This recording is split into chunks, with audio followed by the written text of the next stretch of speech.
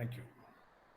So yeah, we were discussing. I don't know where I went disconnected. Okay, so then we can sometimes we need to do finite element analysis on your the implant or the model that you have built, and we need to oftenly importing it into an FEM software, and then we used to do that. And sometimes it may be a fluid dynamic analysis in case of cardiac and any other applications where we need to analyze the fluid flow, modeling it, simulating it. So then, which you oftenly interfacing your data, medical imaging data, to either modeling, analyzing in FEM or CFD. um, and further, we want to make a physical models, the biomodels for the application, where we need to say um, fabricate through additive manufacturing or 3D printing technology. We can clearly plan the surgery and making use for implantation and so on. So then you need to do some design validation sometimes. So then you oftenly work on these areas. So I'm talking about, like, say, the data that you have um, acquired from the patient in from any modality you follow, and then get it interfaced across different um, domains. So either through a virtual simulations, virtual modeling, or physical prototyping, or 3D printing, or additively manufactured metal implants. So you have these situations where we need to work on these areas to collaborating with your medical partners. So then we can find several medical image processing softwares, so that are used to um, interface your 3D printing machines, or generating your data for 3D printing ready formats. So you can use a Mimic software, or you can use Dolphin 3D Surgery, or you may use Amera or 3D Doctor, Simpleware. These are the, the commercial softwares or the proprietary softwares.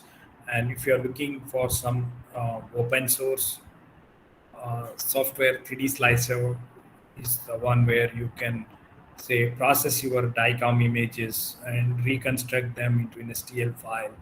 And then further, it can have the capabilities that the the other proprietary softwares are having. So then you can make use of even open source softwares like 3D Slicer, and of course other softwares which we can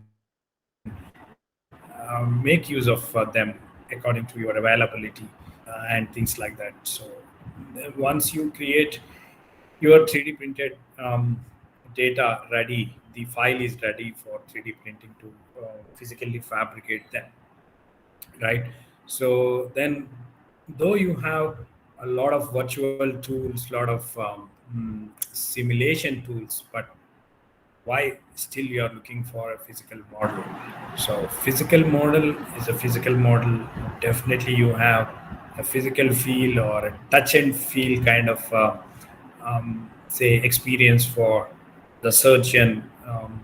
And the surgeries, if you take a, a reconstructive surgery, where we can see this sort of reconstructive surgery, the surgeons may use some sort of implant here for designing and fabricating. So then it goes to work different specialized peoples in the medical domain itself, like, say, why? Because it is related to orbital, using the vision of the patient.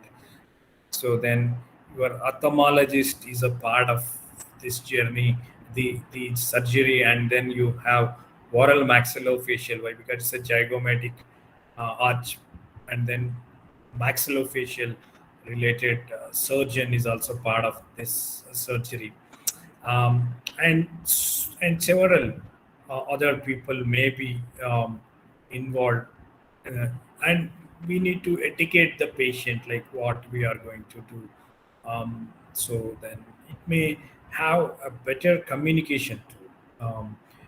Either it is oral maxillofacial reconstruction, or say the the pelvic um, reconstructive surgery, or the femur joint surgery, or craniofacial surgery, or wherever it is, like say your physical models, or physical models where you can communicate better among the teams, and you can educate the patient um, once you have a physical models with you. And it also say assist the surgeons with more diagnostic planning and the surgical planning.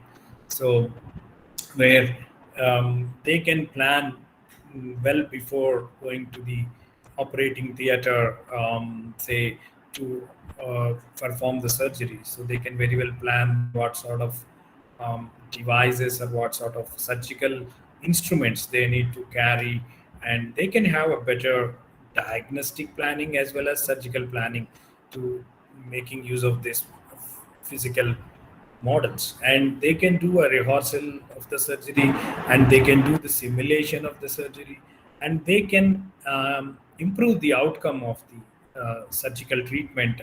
Sometimes they may come out with an innovative surgical procedure. It never happened before because of this technological advancements or assisting the surgeons.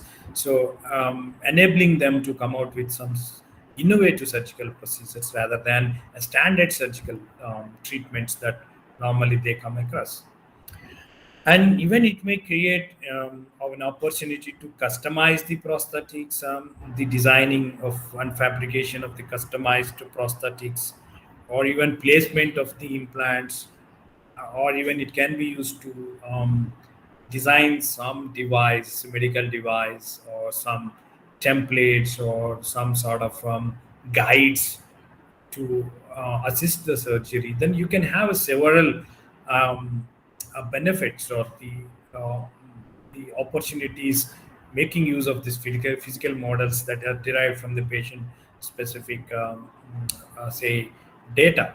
Then how do you get fabricated means like no way your 3D printing is going to a promising fabrication technique for um, say fabricating this sort of models, so or this sort of devices sometimes you may be deriving from the patient. So in a summary, what is the general procedure of this medical 3D printing technology? You start with the CT or MRI images that has been acquired from the patient, and you are going to get these grayscale images, and then you may be reconstructing them to make a watertight model 3D reconstructive model that has been sent to your the software which is interfaced with the 3D printing machine.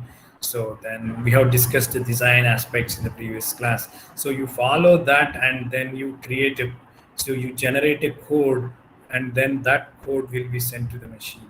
So inside the machine, so how exactly you have generated your digital file, so it is getting replicated physically layer by layer. Then you take that biomodel, and that biomodel can be used in several folds. Just now we have discussed for planning, rehearsal, diagnostic, implantation, prosthetics, device manufacturing, templates, or several folds you can make use of these models. And even nowadays you can have a better materials that you're going to come out with. So then you can even able to print the tissues also, or the organs also. Nowadays you can have such a maturity of this technology, not only say replacing the bones, or even it could be going beyond the scope, right? Say this is a general procedure just you can come across any medical 3D printing practice. And say right from the implantation, the what is the advantage of 3D printing in implantation? So you can make a patient matched implant. So where exactly how much porous it is. So no way you can fabricate through a conventional manufacturing process like CNC or like casting or forging to mimic the anatomy of the patient, which is matches the things. But that's what like companies like Anatomics or Striker, Jimmers, all these people are looking for 3D printing solutions. So because this sort of complexity and biomimicry, that is the underlying thing here. So you can biomimic the structures, and then that's the thing where this is shining a lot in terms of chest implant or spine, or wherever you need to replace, then in terms of implants, in terms of planning the surgery, any complex surgery like a pediatric heart surgeon say wants to operate a day's baby or a month's baby, the heart should be operated. So then how complex, then how critical that surgery. So then these sort of FDA approved softwares or the FDA approved materials, now it's available, then you can make use of those regulatory approved systems, materials, or products. You can make use of them. And even orthopedic casts, like again, see lightweighting. Then we discussed topology optimization in the previous class, the designing aspects. So here, let it be either that application in aerospace, for lightweighted structures. It is very well applicable for the medical application in terms of lightweighting the orthopedic cast or the functionality of the bone, the trabecular bone, that is almost like say you are mimicking in terms of these lattice structures. So then you can making more lightweighting. That is the unique advantage of additive manufacturing or 3D printing. You never get through a conventional methods. So that's what where um, this technology is further shining in medical space. And even um, a personalized medicine, like in case of a drug delivery system for personalizing the dosages of the pills of a particular patient, like it's quite interesting for a drug delivery system, the personalized drug delivery by using 3D printing technology. That's quite interesting application of this. So like that we can see several, but this is about the literature that is available so far.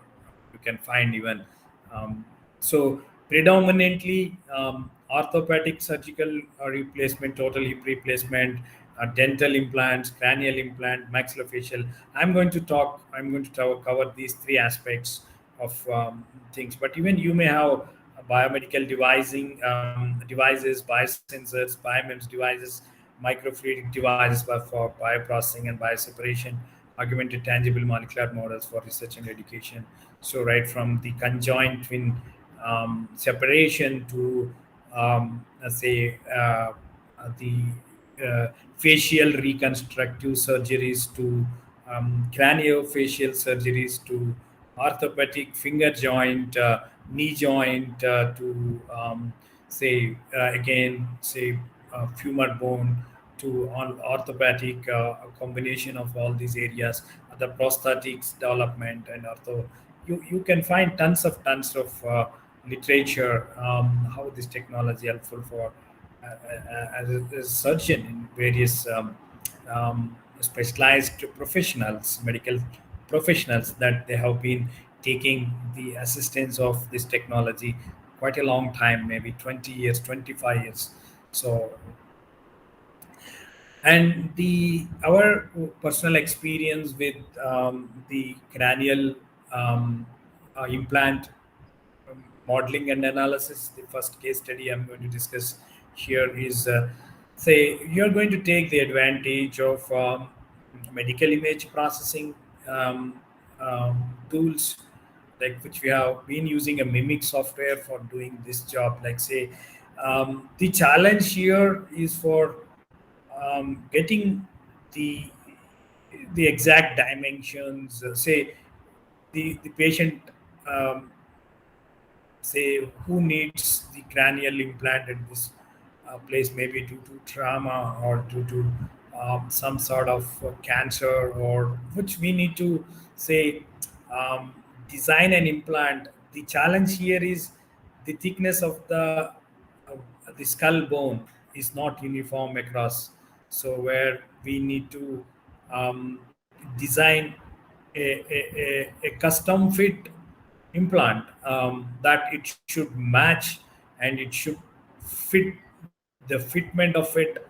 We need to do a several say measurements, and we need to design as for the patient matched conditions. So um, so for that, which we need to do this sort of cranial design and checking it for the fitment, and we can make several iterations of this implant and checking the fitment further by printing them onto a desktop based say printers to checking for the fitment. Why? Because if your fitment is not proper, say if it is some other area, but it may not be the much worry. But this is, say, cranial portion where you have the brain, which is exactly behind this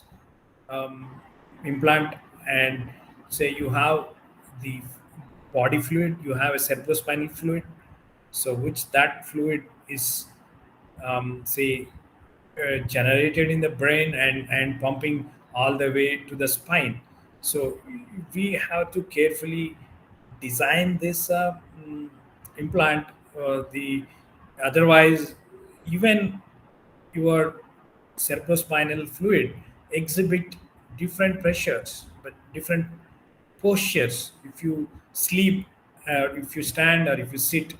So that is so sensitive. Even if you are not done this implantation, the design and fitment of it, and further it will create a lot of complications to the patient.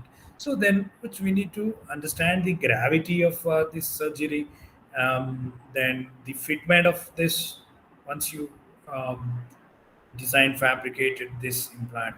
And further we have even uh, developed our own algorithms to addressing the asymmetric defects also, not only symmetric defects, which you can come across different trauma conditions and different situations where we need to sometimes we need to say we have developed our own algorithms to reconstruct these implants, which will have the fitment of it, proper fitment of it, and the fixation points, the number of fixation points, and the position of the fixation points. Means this implant should be fixed onto the say skull bone.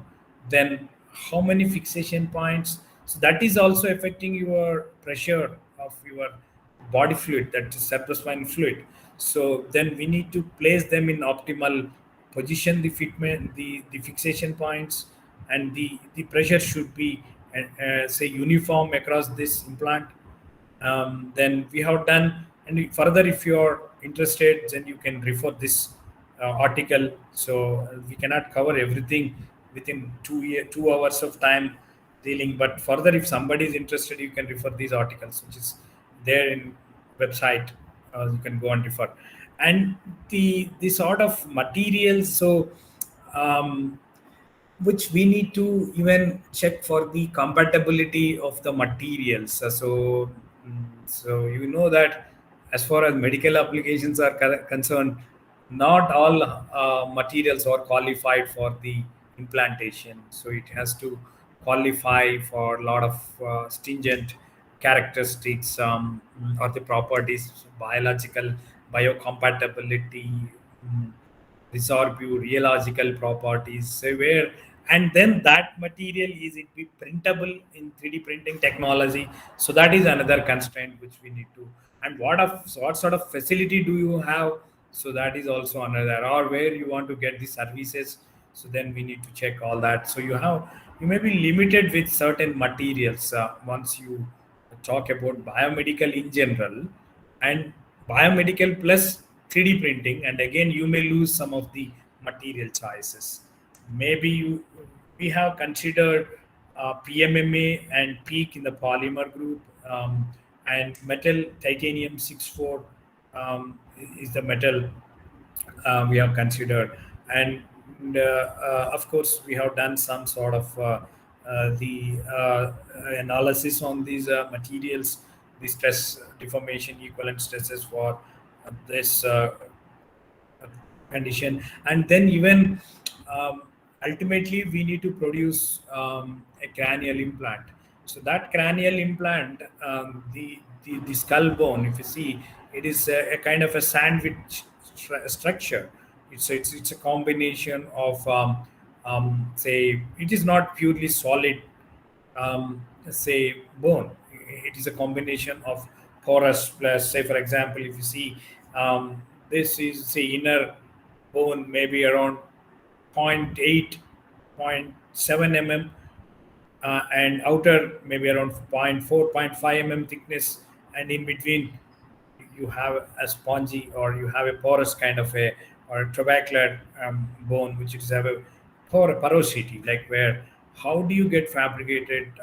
So then additive manufacturing is going to give a right solution, or the a patient match solution for this case, like where it is getting printed as for the patient requirement, right? And then the the idea here is like how we can make use of this technology for, say,